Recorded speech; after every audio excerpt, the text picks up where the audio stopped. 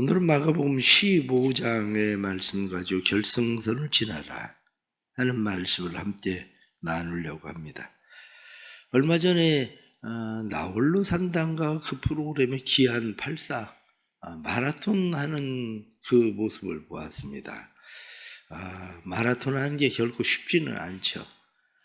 그 마라톤을 뛰는데 겨우 마지막 그저 뭐 한 1분 남겨놓고 들어오는 것 같아요. 마지막 그때까지 사람들은 벌써 다 들어갔는데 정말 힘들고 힘들게 그 들어가는 그런 모습을 보게 되면서 참 쉽지는 않았을 텐데 그래도 카메라 들여대고 사람들이 쫓아오고 응원하고 하는 사람들이 있으니까 포기할 수도 없고 아마 그런 방송 촬영이 아니었으면 벌써 포기했을 겁니다. 그런데 포기하지 못하고 달리는 그 모습 보면서 참 우리가 신앙생활을 하는데도 사실 혼자 열심히 달릴 수도 있지만 누군가가 포기하지 않도록 계속 격려하고 응원하고 함께 가는 일들도 우리에겐 대단히 중요한 일이다. 그런 생각을 하게 됩니다. 왜냐하면 얼마 전에 부부가 올해 베를린 순기정 마라톤 대회에 참여한다고 이야기하는 사람을 만났습니다. 교도소 신우에서 만났는데 이 사람이 하는 얘기가 자기가 작년에 마라톤 풀코스를 14번을 뛰었다는 거예요.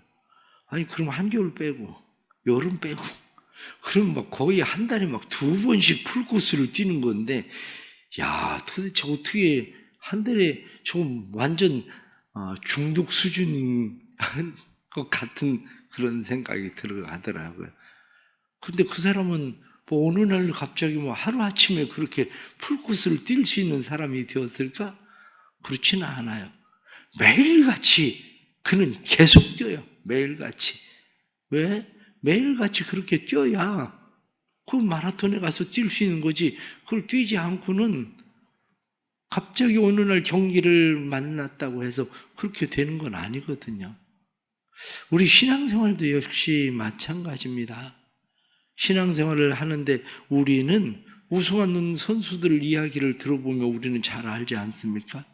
우승한 선수들이 각 종목에서 그 우승을 할 때까지 얼마나 장애물도 많았겠습니까?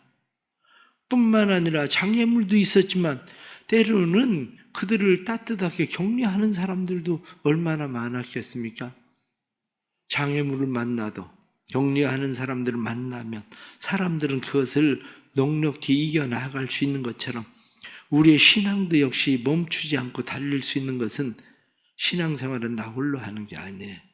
나 홀로 하는 게 아니라 신앙은 함께 뛰는 거예요. 함께. 그런데 우리가 신앙생활을 하는데 나 혼자 뛰는 게 아니라 우리에겐 정말 중요한 우리의 짐을 짊어져 주시고 함께 뛰는 분이 계시는데 그분이 바로 예수 그리스도 아닙니까?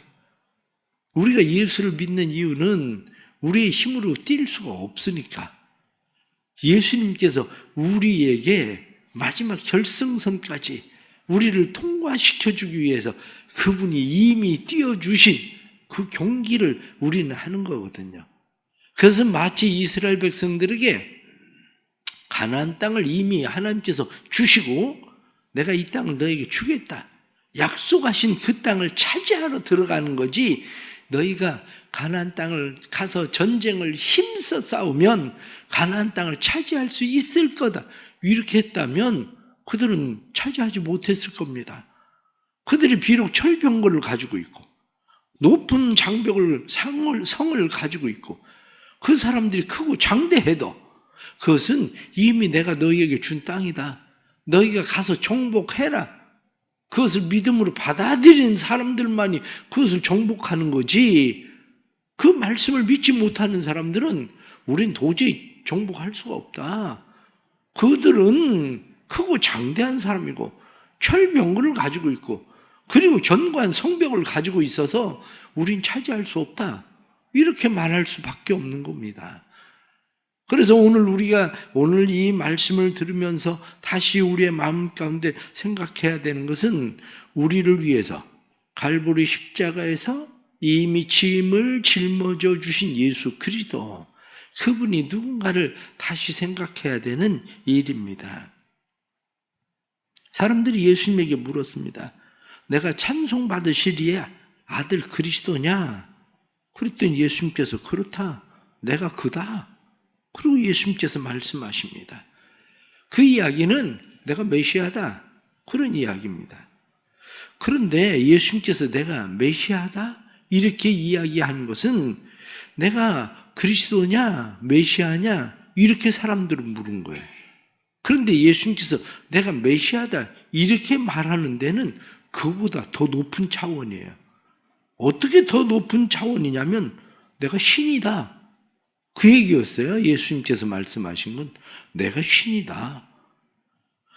예수님께서 자기 자신을 신이라고 이야기하는 것에 대해서 사람들은 장래가 아수라장이 되고 말았습니다. 왜냐? 감히 신성모독을 하는 짓이다. 어떻게 자기가 신이라고 이야기하느냐? 사람들은 길이길이 날뛰고 그러니 저놈은 죽여야 된다. 이렇게 사람들은 이야기하게 된 겁니다.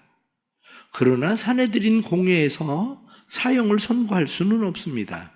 왜냐하면 사형 선고는 로마의 총독에 의해서 선고되는 거지 사형원들은 사내들인 공회에서 결정할 수 없는 일이니까 사람들은 그를 빌라도에게 보낸 겁니다. 그래서 빌라도에게 보냈더니 빌라도가 재판을 하면서 대제사장들이 시기로 예수를 넘겨준 줄을 알고 그때 당시에 명절에 죄수를 풀어주는 전례가 있으니까 둘 중에 하나를 선택하게 한 겁니다. 바라바냐 예수냐. 왜? 빌라도는 예수를 놓아주고 싶었습니다. 그래서 빌라도는 예수를 놓아주고 싶었기 때문에 바라바냐 예수냐 이렇게 이야기하면 사람들은 밀란을 일으킨 바라바보다는 죄가 없는 예수를 선택하겠지 생각했지만 대제사장은 이미 사람들을 선동을 해서 바라바를 요구해라. 그럼 결국엔 바라바를 달라. 그럼 내가 예수를 어떻게 할까? 이렇게 이야기하니까 예수는 십자가에 못 박아라. 그래서 빌라도는 결국엔 예수를 십자가에 못 박게 내어 주었다는 겁니다. 그런데 우리가 마가복음을 보면서 마가복음의 특이점을 발견을 하셔야 됩니다. 그건 뭐냐면 마가는 예수님의 십자가상의 참혹한 이야기를 기록하지 않는다는 거예요.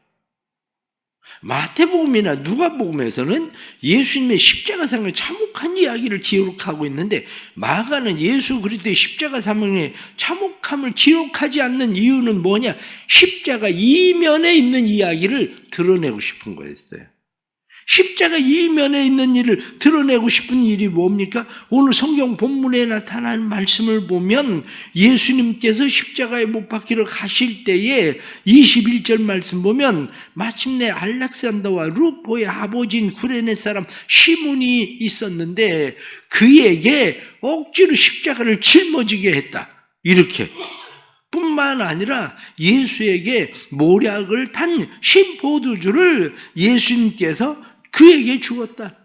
예수님에게 주었다. 그런데 그가 마시지 않고 그 일에 대해서 예수님께서는 내가 그 일을 마시지 않겠다. 뿐만 아니라 그곳에 나타나는 중요한 하나는 사람들은 예수님의 옷을 제비를 뽑았고 특히 오늘 성경 본문에 나타난 말씀을 보면 아주 중요하게 이야기하고 있는 것이 있습니다. 그것은 33절 말씀을 보면 제6시가 되며 온 땅에 어둠이 임하여 제9시까지 계속되더라. 이 말이 제6시면 12시입니다. 12시부터 3시까지 9시까지 온 땅에 어둠이 가득했다.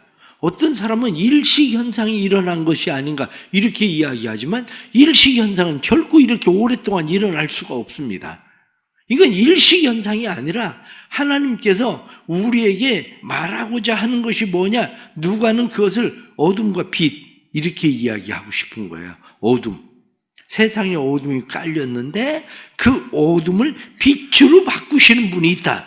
그분이 누구냐? 그분이 예수 그리스도다. 이렇게 얘기하는 거라고요.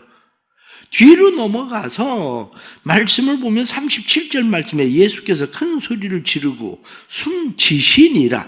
이에 성소 휘장이 위로부터 아래까지 찢어져 둘이 되니라.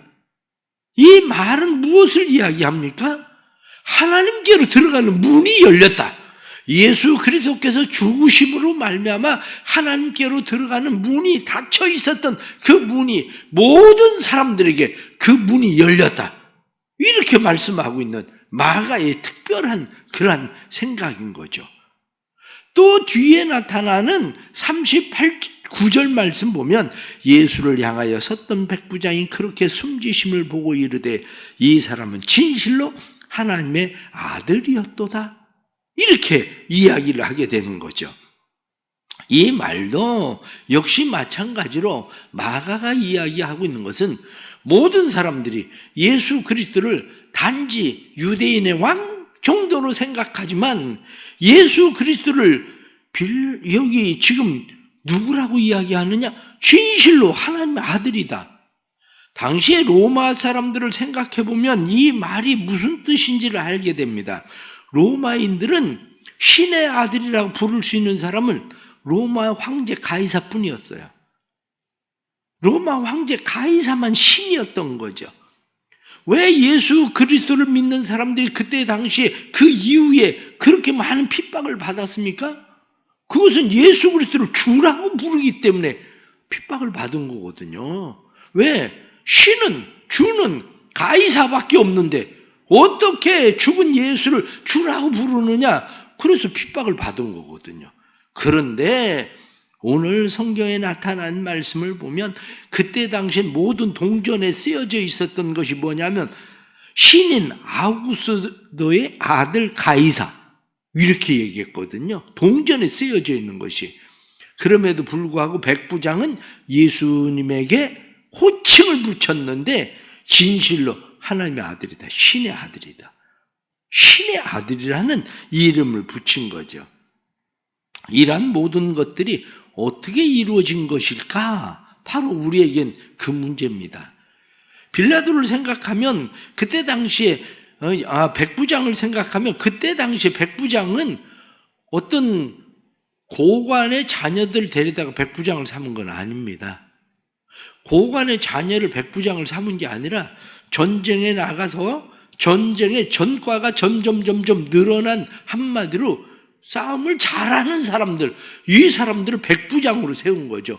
그 얘기는 무슨 얘기냐면 백부장은 이미 다른 사람의 죽음을 많이 본 사람이에요.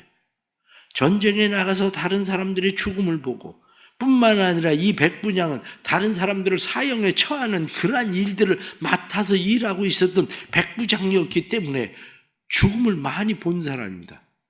그런데 3명의 사람이 십자가에 못 박혀 있었는데 이 사람들의 죽음도 그냥 평범한 죽음일 뿐입니다. 자기가 볼 때는 평범하게 뭐 죽는가 보다.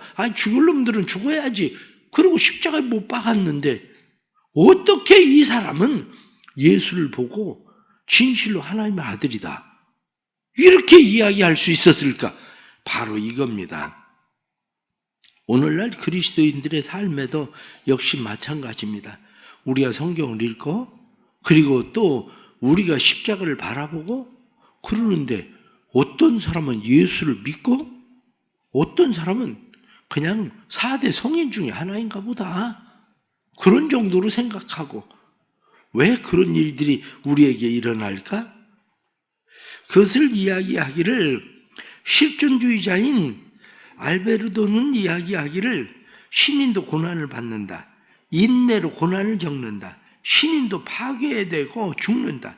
골고다의 밤이 인간에게 그토록 중요한 것은 그 어둠 속에서 신인이 기존의 모든 특권을 포기하고 깊은 절망을 포함한 죽음의 고뇌를 끝까지 견뎠기 때문이다. 예수 그리스도를 바라보면서 그분은 누군가?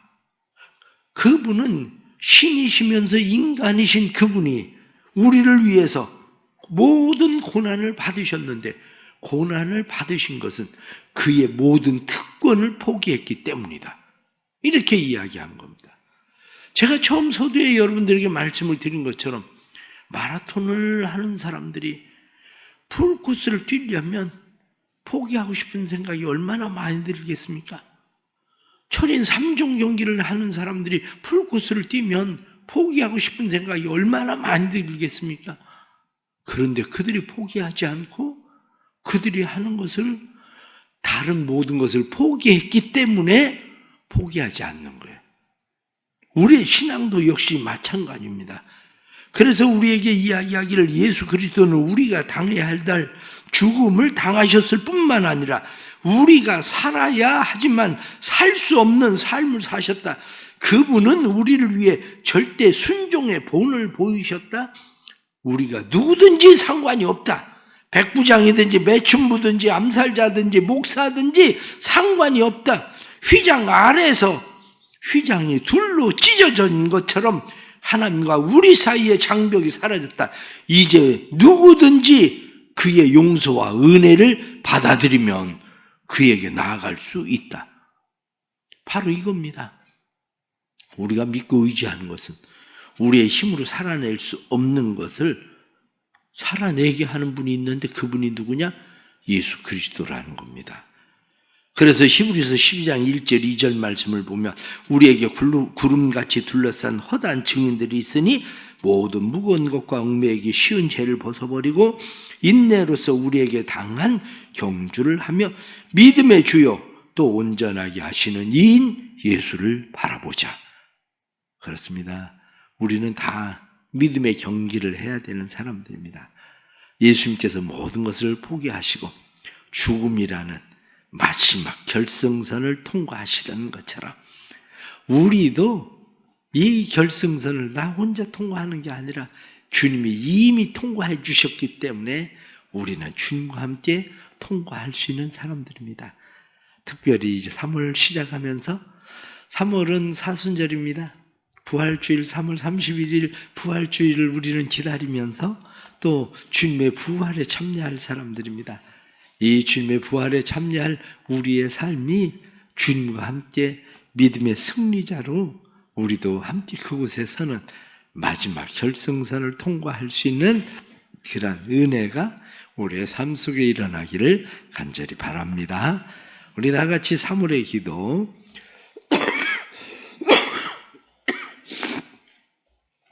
기도 적자 3월의 기도 함께 보시고 3월의 기도를 함께 기도하시도록 하겠습니다. 주님의 십자가를 바라보는 믿음의 눈을 주옵소서. 주님의 십자가를 가슴에 담는 참된 믿음을 주옵소서.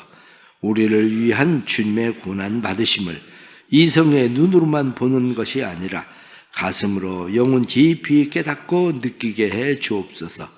살아있는 십자가의 사랑을 만나게 해 주시고 십자가의 보혈의 사랑이 죄사함의 능력되어 죄사함의 은혜를 깨닫고 확신하게 해 주시며 죄사함의 은혜가 온전히 나를 사로잡게 해 주옵소서.